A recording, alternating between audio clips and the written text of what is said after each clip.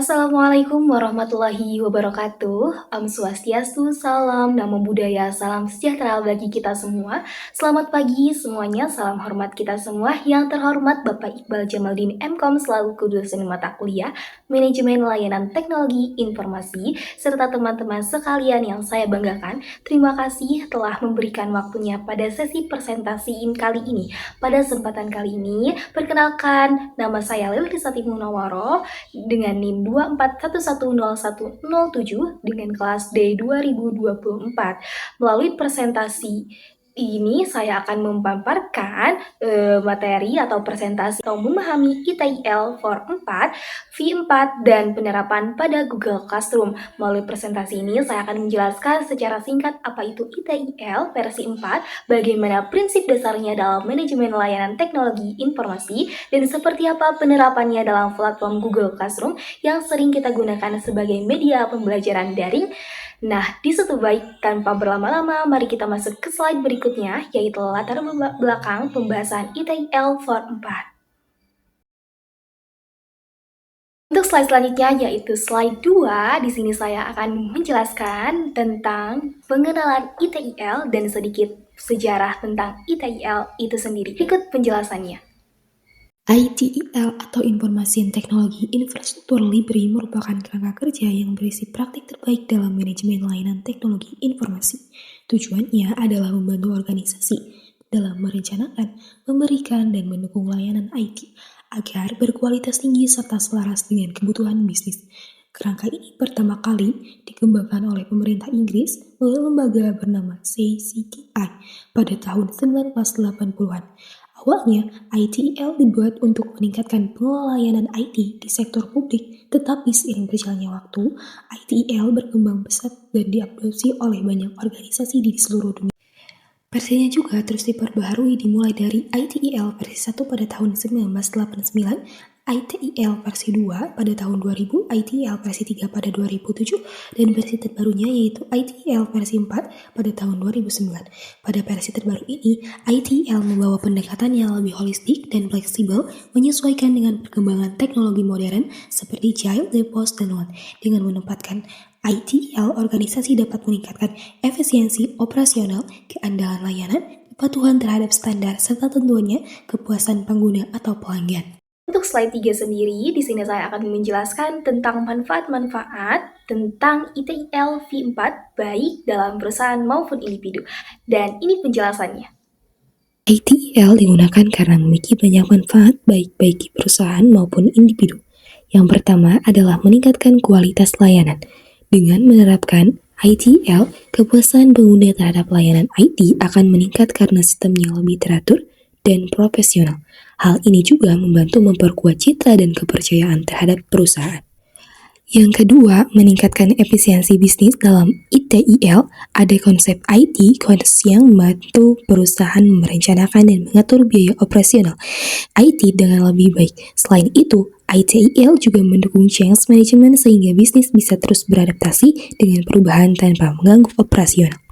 Selanjutnya, meningkatkan produktivitas bisnis. Dengan manajemen IT yang baik, pekerjaan yang berulang bisa dikurangi, dan penggunaan sumber daya bisa lebih optimal.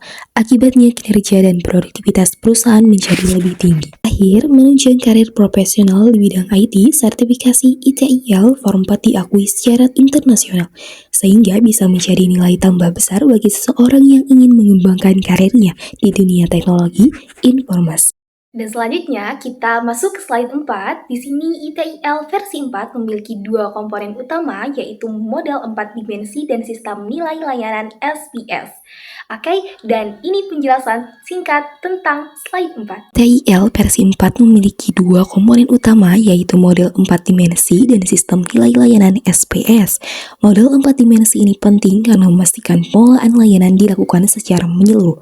4 dimensi tersebut meliputi organisasi dan orang-orang, informasi dan teknologi, mitra dan pemasok, serta aliran nilai dan proses. Sementara itu, sistem nilai layanan menggambarkan bagaimana di seluruh bagian organisasi bekerja bersama untuk menciptakan nilai bagi pengguna. Di dalamnya, terdapat 5 elemen utama, yaitu prinsip panduan, tata kelola rantai nilai layanan, peningkatan berkelanjutan, dan praktik. Kedua komponen ini saling melengkapi agar layanan IT dapat berjalan efektif dan memberikan nilai terbaik bagi bisnis. Slide selanjutnya yaitu slide 5 dan slide 6. Di sini saya memberikan contoh penerapannya yaitu kepada Google Classroom, dan Google Classroom ini merupakan layanan pembelajaran digital berbasis cloud. Dan kita akan membahas Google Classroom sebagai contoh layanan IT yang digunakan dalam bidang pendidikan. Dan ini penjelasan singkat untuk slide 5 dan slide 6.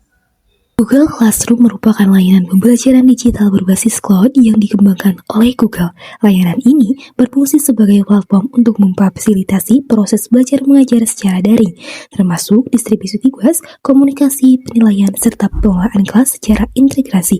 Google Classroom menjadi salah satu bentuk implementasi layanan teknologi informasi yang mendukung kegiatan pendidikan di era digital. Google Classroom sendiri sebagai contoh layanan IT yang digunakan dalam bidang pendidikan. Google Classroom merupakan layanan pembelajaran digital berbasis cloud yang dikembangkan oleh Google untuk mendukung proses belajar mengajar secara daring. Layanan ini memudahkan guru dan siswa dalam berbagai aktivitas seperti pembagian tugas, memberikan penilaian, berkomunikasi, dan mengolah kelas secara online. Karena berbasis cloud, semua data tersimpan secara aman dan dapat diakses kapan saja serta dari perangkat apapun. Secara keseluruhan, Google Classroom mencerminkan implementasi nyata teknologi informasi dalam dunia pendidikan yang membantu menciptakan proses pembelajaran lebih efisien, interaktif, dan modern di era digital saat ini. Dan untuk slide berikutnya yaitu gambaran sederhana tentang mind map ITIL Form 4. Oke, di sini saya akan menyimpulkan tentang presentasi yang saya telah presentasikan dan telah beberkan. Jadi, dapat disimpulkan bahwa ITIL V4 merupakan kerangka kerja manajemen layanan TI yang membuat organisasi dalam meningkatkan kualitas, efisiensi, dan kepuasan pengguna melalui pendekatan yang terintegrasi seperti Agile, DevOps, dan Lean. Dengan penetapan ITIL seperti pada Google Classroom, kolaborasi dan pembelajaran digital dapat berjalan lebih efektif dan terkelola dengan baik. Sekian presentasi dari saya, semoga bermanfaat dan bisa menambah pemahaman kita semua. Terima kasih. Assalamualaikum warahmatullahi wabarakatuh.